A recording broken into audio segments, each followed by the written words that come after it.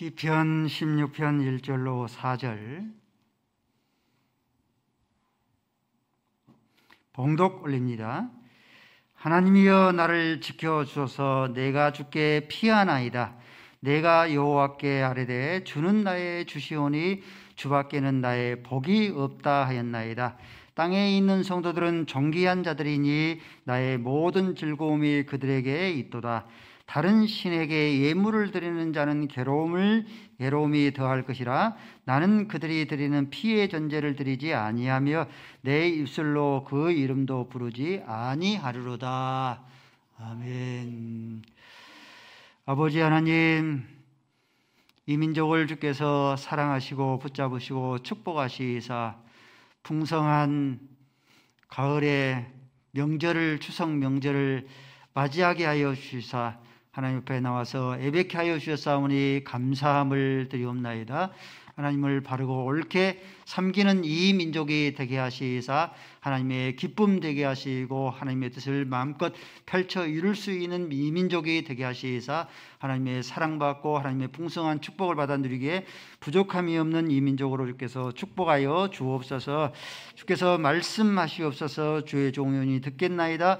하나님의 말씀이 생명의 영혼의 양식골 되게 하여 주옵소서. 예수 그리스도의 이름으로 기도 올리옵나이다. 아멘. 긴 추석 명절이 시작되었습니다. 서로 인사했으면 좋겠습니다. 메리 추석 마스. 즐거운 추석 하나님 앞에 예배합시다. 다시 한번 옆에 사람과 인사합시다. 즐거운 추석 하나님과 예배합시다.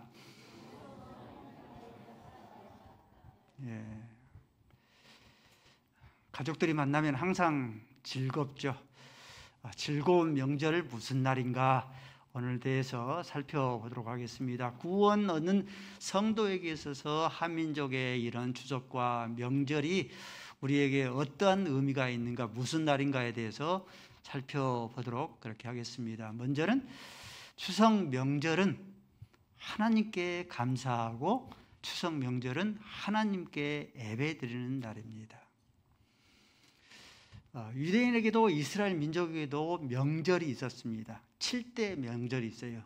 다 말씀드릴 수 없고 7대 명절 가운데서 3대 명절만 들라면은 6월절 들 수 있고요. 두 번째는 오순절 들 수 있고 장막절 들 수 있습니다. 유대인의 최대 3대 명절 가운데 한답니다. 이 모든 3대 명절이 모두 어떤 날이냐? 삼위 하나님 앞에 감사하고 삼위 하나님께 예배를 드리는 날입니다. 먼저 6월절은 성부, 성자, 성령 삼위 하나님 가운데서 특별히 2위가 되시는 성자 예수님께 감사하고 성자 예수님께 예배를 드리는 날이 6월절입니다. 6월절은 이스라엘 민족들이 애굽에 종살이하고 있을 때에 그들을 하나님께서 출애굽시키기 위해서 애굽의 10가지 재앙 가운데서 마지막 재앙인 이 장자의 죽음의 재앙이 임할 때에 죽음의 재앙이 임하여서 이 애굽에 있는 모든 장자들 초태생들까지 죽임을 당할 때에 이 이스라엘 백성의 그 문설주에 어린 양의 피, 예수님의 피죠. 예수님의 피가 이렇게 새겨져 있는 것은 죽음의 사자가 흘러 뛰어 넘어갔다 하여서 지키는 절기가 6월절입니다. 그러므로 6월절은 예수 그리스도의 피로 저와 여러분이 죄사함 받고 구원을 얻고 영원한 생명을 얻었으니 예수 그리스도께 감사하고 예수 그리스도에게 예배하는 날이 6월절입니다. 두 번째 절기는 이 오순절입니다. 유대인의 절기 가운데서 6월절이 있고 무교절이 있고 초실절이 있는데 초실절을 지키고 나서 50일째 되는 날 지키는 그런 절기가 오순이면 50일이죠. 그래서 오순절이라고 일컫습니다. 그래서 오순절날 이렇게 기념해서 오순절을 지키는데 사도행전 2장에 보니까 오순절날 약속하신 성령이 강림해서 예수님께서 십자가 위에서 구원을 완성한 그 구원을 성령이 강림해서 각자 개인마다 적용시키는 그런 이 사역을 하셨기 때문에 우리가 오순절을 지킵니다. 그러므로 오순절은 삼위 하나님 가운데서 성령 하나님께 감사를 드리고 성령 하나님께 예배를 드리는 날이 오순절입니다. 세 번째는 장막절입니다. 이 장막절은 40년 동안 이스라엘 백성들이 광야에서 이렇게 여러 가지 생활하면서 40년 동안 천막 생활을 했어요. 이를 기념하기 위해서 이제 이 장막절이 되어지면 일주일 동안 집에서 잠을 자지 않고 천막을 쳐놓고 텐트를 쳐놓고 그 안에서 잠을 잡니다. 그것을 이제 기억하면서 하나님께 감사를 드리죠. 그런데 이 장막절의 궁극적인 그런 이 목표는 무엇인가? 궁극적인 목표는 교훈은 요한계시록 21장 3절이에요.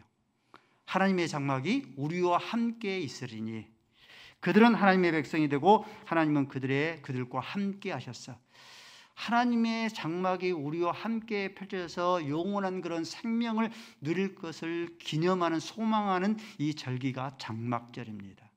그러므로 장막절은 이 성부 하나님께 감사를 드리고 영원한 영생을 얻게 하기 때문에 하나님의 장막이 우리와 함께 하기 때문에 그 성부 하나님께 감사를 드리고 성부 하나님께 예배를 드리는 날이 이 장막절입니다. 이렇게 유대인의 이스라엘의 3대 명절, 3대 절기가 모두 삼위 하나님 앞에 감사를 드리고 삼위 하나님 앞에 예배를 드리는 날이기 때문에 우리 한민족의 이 고유한 명절인 추석 역시 성부, 성자, 성령 삼위 하나님 앞에 감사를 드리고 삼위 하나님 앞에 예배를 드리는 날이 바로 우리가 추석 명절이 되어져야 합니다. 우리가 추석 명절날 하나님 앞에 감사하고 하나님께 예배를 드려야 될 이유가 무엇인가? 그 이유는 하나님께서 우리에게 오곡백과를 주셨기 때문에 그러합니다. 우리가 추석 명절을 한가위라고 부르곤 하죠. 한가위의 뜻은 한자가 크다는 한자입니다. 그리고 가위는 가운데입니다.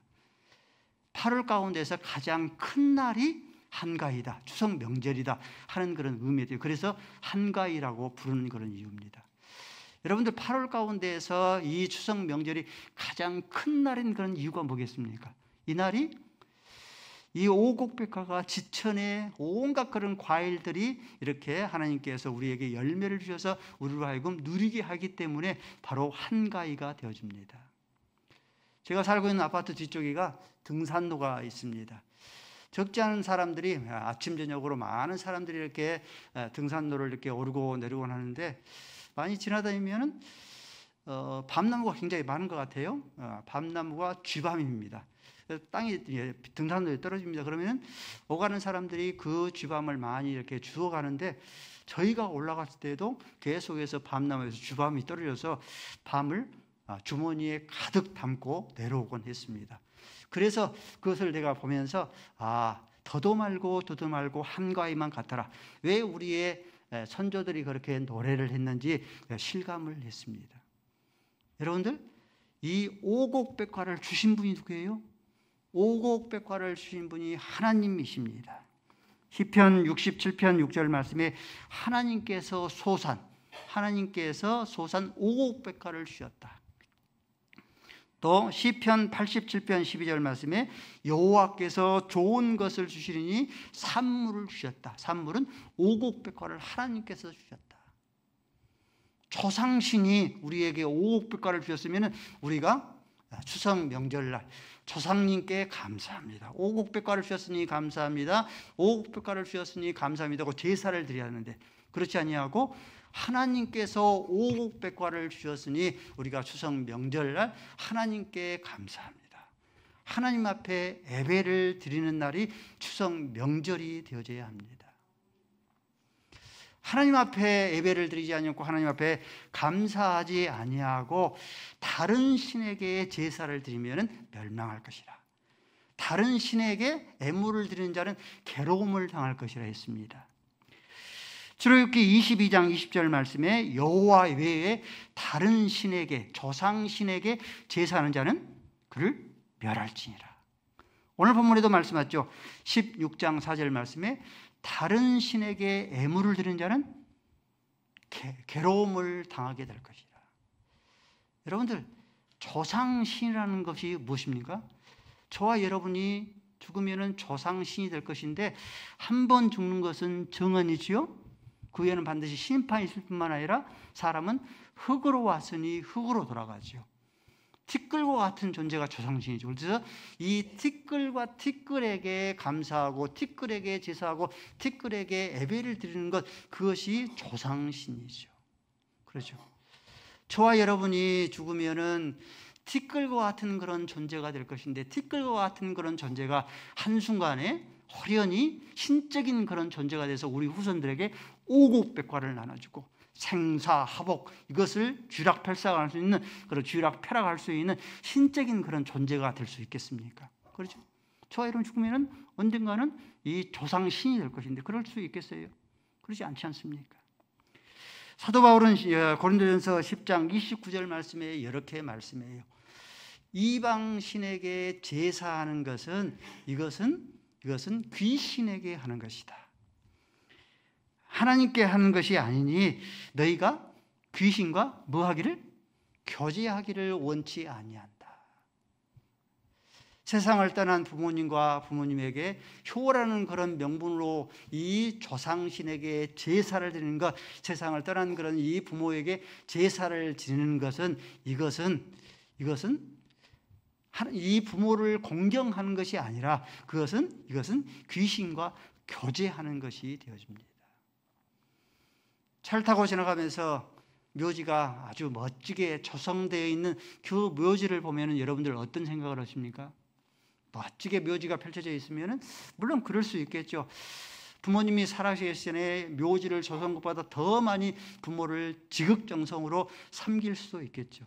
근데 대부분이 그러하지를 못하고, 살아계신 부모님을 그렇게 섬기지를 못하고 자기의 얼굴, 자기의 위신 드러나기 위해서 조성을 그렇게 이 묘지를 아름답게 조성하는 것이 아니겠는가. 사도행전 4장 12절 말씀에 이렇게 말씀합니다. 다른 이로서는 구원을 얻을 수 없나니 천하 인간의 구원을 얻을 만한 다른 이름을 우리에게 주신 적이 없다 하셨어요. 오직 하나님만이 우리의 구원자이신 줄로 믿습니다. 오직 하나님만이 생사화복을 주관하시는 하나님이신 줄로 믿습니다. 오직 하나님만이 저와 여러분들에게 오곡백과를 주신 줄로 믿습니다. 그러므로 추석 명절은 어떤 날인가? 추석 명절은 오늘 본문에 기록되고 있는 것처럼 시편 16편 2절 말씀을 신앙 고백하는 날이에요. 주는 나의 주시오니 주밖에는 나의 복이 없나이다. 따라서 해볼까요? 주는 나의 주시오니 주밖에는 나의 복이 없나이다. 하나님께서 바르고 옳게 신앙 고백을 하는 그 모습을 보고 하나님께서 추석 명절날 하늘의 복과 땅에 있는 그런 기름진 복으로 우리에게 차곡차곡 채움을 받는, 복 받는 날이 이 추석 명절이 되어집니다. 그렇지 아니하고 주는 나의 주시오니 주밖에는 나의 복이 없나이다 신앙 고백하지 아니하고 이것을 반대로 조상신은 나의 주시오니 조상신밖에는 나의 복이 없나이다 하면은 잘못된 이러한 이 행위를 보시고 하나님께서 다른 신에게 제사를 드리는 자는 멸할 것이라, 다른 신에게 애물을 드리는 자는 괴로움을 당할 것이라. 그래서 추석 명절날 즐거워하고 복받아야 할 그런 귀한 날이 하나님의 저주와 진노를 쌓는 그런 날이 되어집니다. 추석 명절은 하나님께 감사해요. 하나님께서 1년 한 해 동안 저희 가정들을 지켜주시니 감사합니다. 하나님께 감사하고 하나님 앞에 예배를 드리는 그런 날이 되어야 합니다. 구원받는 자의 성도가 맞이해야 될 이 추석 명절의 바른 그런 의미입니다. 두 번째는 추석 명절은 어떤 날인가? 사랑하는 육신의 가족과 화목하는 날입니다. 예수님 하나님이시지만은 육신의 가족이 있었죠. 예수님께서 육신의 가족들과 화목하며 저들을 살피며 돌보는 그런 일들을 끊임없이 행하셨습니다. 예수님의 육신의 아버지가 요셉, 요셉의 직업이 뭡니까? 목수죠. 목수인데 받들어 순종하여 섬겼더라. 누가복음 2장 50절 말씀에 예수님께서 나사렛에 이르러 순종하여 받들어 섬겼다라고 했습니다. 예수님의 어머니 마리아죠. 예수님께서 십자가에 못 박아 죽으실 때에 슬피 우는 그런 마리아를 향하여서 사도 요한에게 보라 네 부모라. 요한복음 19장 17절 말씀에 보라 네 어머니다 라고 이렇게 어머니를 받들어 섬기게 하신 것이죠. 예수님의 육신의 동생에게는 동생은 몇 명 있었어요? 4명이 있었어요. 마태복음 13장 55절 말씀 보니까 야고보가 있었고요. 막둥이인 이 유다가 있었고 시몬이 있었고 요셉이 있었습니다. 이들이 예수님께서 사역을 하실 동안에는 예수님이 하나님의 아들 구세주이신 것을 믿지를 못하고 자기 형인 이 예수님을 정신착란증 그런 환자로 그렇게 취급을 했습니다. 그런데 예수님이 부활하고 나서 이들이 변화됐어요. 이 첫째인 그런 이 야곱은 변화가 되어서 예루살렘 교회 초대교회의 지도자가 되어집니다. 야고보서 있죠. 예수님의 남동생인 이 야고보가 기록한 겁니다. 유다서에 있죠. 예수님의 막둥이인 이 유다가 이 유다서를 기록을 했습니다. 가나 혼인잔치에 보면은 이 예수님의 어머니 마리아가 참석을 하는 것으로 보아서 포도주를 이렇게 관장하는 걸 봐서 아마 이 예수님의 친족 가운데 한 사람이 가나 혼인잔치의 주인공이었을 거예요. 근데 성경에 보니까 예수님과 제자들까지 이 가나 혼인잔치에 참석할 만큼 예수님께서 자기의 친족은 아니지만 가족들, 친족까지 그렇게 살피며 화목하는 일에 힘썼습니다. 히브리서 2장 12절 말씀에 보면 11절 말씀에 이런 말씀이 있어요. 그러므로 형제라 부르기를 하나님이신 예수님께서 자기의 가족들, 자기의 형제들을 친족들을 형제라 부르기를 부끄러워하지 아니할 만큼 예수님께서는 육신으로 계실 때에 자기의 육신의 그런 이 형제들, 가족들을 살피며 돌보며 화목하는 일에 힘썼습니다. 구약에 독특한 제도가 몇 가지 나오는데요. 첫 번째 이 제도는 계대 결혼이라는 게 있습니다. 형이 결혼을 했는데 자녀를 낳지를 못하고 죽게 되어지면 동생이 그 형수를 취하여서 대를 잇게 해주는, 그래서 형사 취수라 계대 결혼입니다. 신명기 25장 5절을 읽어볼까요? 시작.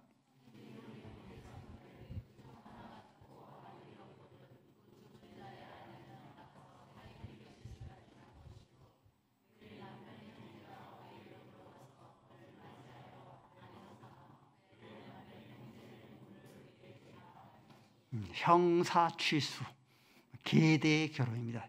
이 대를 끊기지 않도록 끊임없이 이어주는 그런 제도이죠. 또 한 가지 제도가 고엘 제도입니다. 근족 제도입니다. 근족 제도는 형제 가운데서 가난해서 하나님 앞에 받은 그런 이 땅이 있는데 그것이 팔렸으면 가장 가까운 근족이 이를 물어주는 제도예요. 또 억울한 일을 당했으면 가장 가까운 힘이 없으면 가장 가까운 근족이 이 억울한 일을 이렇게 해결해 주는 그 제도가 바로 이 근족 제도, 고엘 제도입니다. 민수기 25장 25절을 읽어볼까요? 시작.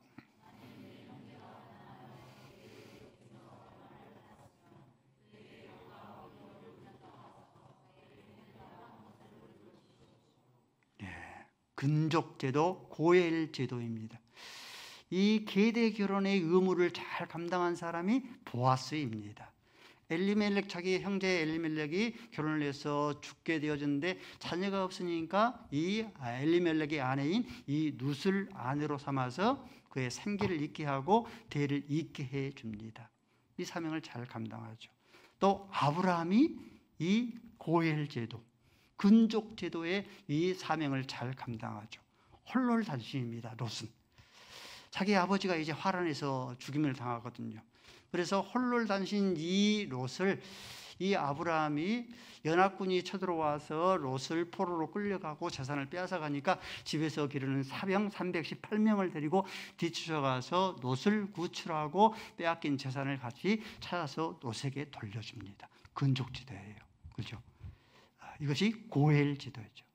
이렇게 예수님도 우리의 믿음의 선조들도 이렇게 계대결혼과 근족제도, 고엘그런 제도를 통하여서 육신의 그런 형제들을 살피며 돌면 화목하는 일을 힘썼거든. 형제를 미워하면은 그 사람은 어둠 가운데 있는 자라 했습니다. 요한일서 2장 9절 말씀을 읽습니다. 시작.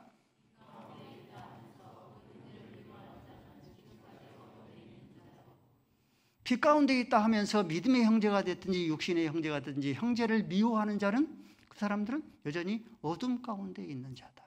형제를 미워하면 그 사람은 사망 가운데 처한 자다 했습니다. 요한일서 3장 15절 말씀 읽습니다. 시작.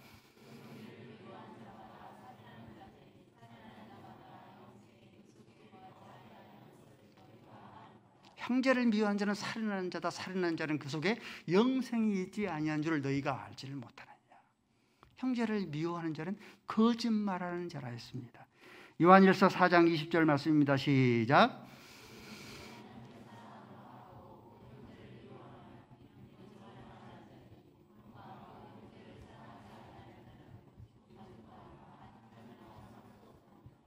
형제를 미워하는 자는 거짓말하는 자로. 왜 그러는가? 눈에 보이는 바 믿음의 형제가 됐든지 육신의 형제가 됐든지 사랑을 하지 않으면서 눈에 보이지 않는 바 하나님을 사랑한다 하는 것은, 이것은 거짓말하는 것이 되어진다. 구약 성경에 하나님의 이름이 몇 가지가 소개되어집니다. 먼저 엘로힘입니다. 엘로힘은 마태복음 창세기 1장 1절 말씀에 태초에 하나님이 천지를 창조하시나 해서 최초로 소개된 이름이 엘로힘이에요. 창세기 1장 1절에 그렇게 되어져 있습니다. 두 번째 가장 많이 쓰이는 이름이 엘사다이입니다. 창세기 17장 1절 말씀이니까 하나님께서 아브라함에게 나타나서 네가 나이 많아 늙었지만 아내 사라가 이 경수가 끊겨져서 이 생리가 끊겨져서 아이를 낳을 수 없지만 나는 전능하신 하나님이기 때문에 얼마든지 아이를 낳을 수 있다 하여서 하나님께서 아브라함에게 나타날 때는 엘사다이로 나타나요. 또 한 가지 그런 단어가 여호와입니다. 여호와는 스스로 있는 자예요. 근데 신약에서 비로소 하나님의 이름이 한 가지 아주 독특한 이름이 소개되고 있는데, 그 이름이 로마서 8장 5절 말씀, 사도 바울이 소개한 이름이에요. 아빠, 아버지예요. 하나님의 아빠, 아버지. 하나님께서 김명수 목사의 아빠, 아버지가 되고 여러분의 아빠, 아버지가 됩니다. 하나님 아버지를, 한 하나님을 아빠, 아버지로 섬기고 있기 때문에, 그러므로 형제가 동거함이 어찌 그리 선하고 아름다운 고라고 될 수 있어져야 합니다. 잠언 17장 17절 말씀에 이렇게 말씀해요. 형제는 유급한 때를 위하여서 낳느니라. 그 유급함을 서로 나누어 갖기 위해서 하나님께서 형제를 두었다라고 말씀해요. 잠언 17장 1절 말씀에 마른 떡 한 조각만 가지고 화목하는 것이 육선이 고기가 가득하고 다투는 것보다 낫다. 누가복음 12장 13절 말씀 보니까 형제들이 예수님께 나와서 형이 재산을 가지고 동생들에게 나눠주지 않습니다. 형에게 명하여서 재산을 동생들과 나눠 갖게 하소서라고 예수님께 그렇게 말씀하죠. 그럴 때 이 예수님께서 하시는 말씀이 사람의 생명이 소유의 넉넉함에 있지 아니하다. 추석 명절은 어떤 날인가? 형제와 화목하는 날이에요. 믿음의 형제가 됐든지 육신의 형제가 됐든지 살피고 돌보는 그런 날이 바로 추석 명절이 될 수 있어야 합니다. 또 한 가지, 추석 명절은 어떤 날인가? 가족의 영혼을 구원하는 그런 날이 되어져야 합니다. 여호수아서 2장의 이 기생나합이죠. 기생나합이 상천하지에 하나님만이, 여호와만이 하나님이 되십니다 신앙 고백하여서 이 라합만 구원을 얻을 뿐만 아니라 성경에 보니까 부모와 남녀 형제와 그에게 속한 모든 사람까지 구원을 얻어요. 사도행전 16장에 보니까 이 빌립보 간수가 나오죠. 어떻게 하여야 구원을 얻으리까? 주 예수 그리스도를 믿으라. 그러면 너와 내 집이 구원을 얻으리라. 그래서 이 빌립보 간수가 자기가 구원을 얻을 뿐만 아니라 온 집안이 세를 받고 구원을 얻게 합니다. 사도행전 10장에 고넬료, 베드로를 초청하여서 세례를 받아서 구원의 영광에 이를 뿐만 아니라 성경에도 역시 보니까 친척과 가까운 친구까지 초청하여서 구원에 이르게 합니다. 육신으로 계신 예수님조차도 육신의 형제들 하나님이시니까 얼마든지 그렇게 생각할 수 있지 않겠습니까? 싼 것들, 천한 것들 상종도 하지 않을 것 같은데 예수님께서는 그리하지 않았어요. 육신의 형제들을 다 구원시켰습니다. 부활하신 예수님께서 여러 사람들에게 다 보이셨는데 특별히 성경에 보니까 이 야고보에게도 보이셨어요. 야고보는 예수님의 육신의 형제인 첫째의 그런 형제인 야고보입니다. 그를 야고보에게 보이셔서 대표로 보이셔서 형제의 그런 영혼들을 구원했습니다. 그러므로 이 명절은 가족의 영혼을 구원하는 그런 날이 되어져야 합니다. 여러분들 성경에 보면은요, 하나님께서 사역자를 부르실 때에 혼자만 부르지 않고 형과 동생을 부르고 가족 전체를 하나님께 부르셔서 사역자로 이렇게 쓰임 받습니다. 그렇죠?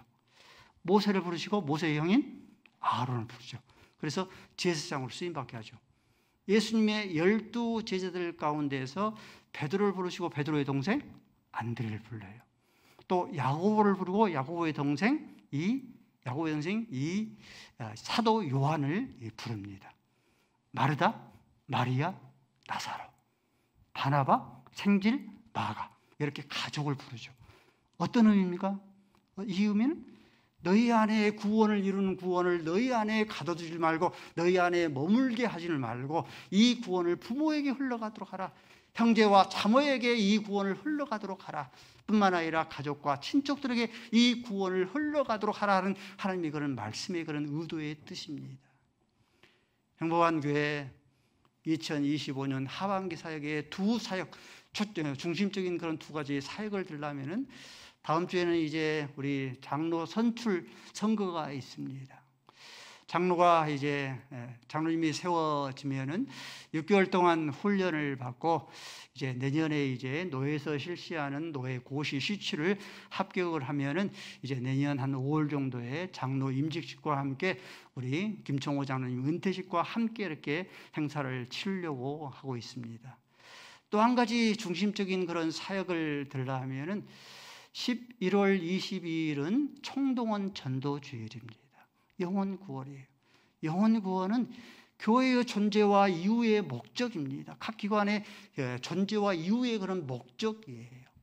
행복한 교회가 설립되어 와서 이 일을 위해서 끊임없이 힘써 왔습니다. 그래서 11월 첫 주에 태신자 작정을 하려고 합니다. 태신자 작정에 빠짐없이 동참해 줄 수 있기를 바랍니다. 태신자를 작정하셔야 돼요. 목사님 힘들어요, 안 돼요, 귀찮아요, 못해요 할 것 같으면 교회를 이끌어가는 이끌이들이 힘을 잃어버리면 동력을 잃어버려요. 함께 무엇을 하자 그러면 교회에서 깃발을 들면 저마다 모두 힘을 합하여서 함께 동참해 주셔야 합니다. 그래야지만 교회가 힘을 내는 거예요. 태신자를 품고 집중적으로 기도해야지만이 그래야지만이 교회가 되어집니다. 함께 힘을 모아 함께 태신자를 품고 함께 기도를 쏟아 부어야지만이 교회가 교회될 수 있어요. 새벽기도를 참석하시는 타교회를 섬기시는 권사님이신데 총동원 전도주의를 행한다고 세 분의 그런 태신자를 품고 끊임없이 기도하고 계시더라고요. 추석 명절 가족의 영혼을 구원하여서 주 예수 그리스도를 믿으라 그러면 너와 내 집이 구원을 얻을 수 있는 저와 여러분의 그런 가족들이 될 수 있기를 바랍니다. 아버지 하나님, 추석 명절을 맞이하게 해주셨사오니 감사합니다. 추석 명절 하나님께 감사하고 하나님께 예배를 드리는 날이 되게 하시고 형제와 화목하는 날이 되게 하시고 가족의 영혼을 구원하는 날이 되게 하여 주옵소서. 예수 그리스도의 이름으로 기도 올리옵나이다.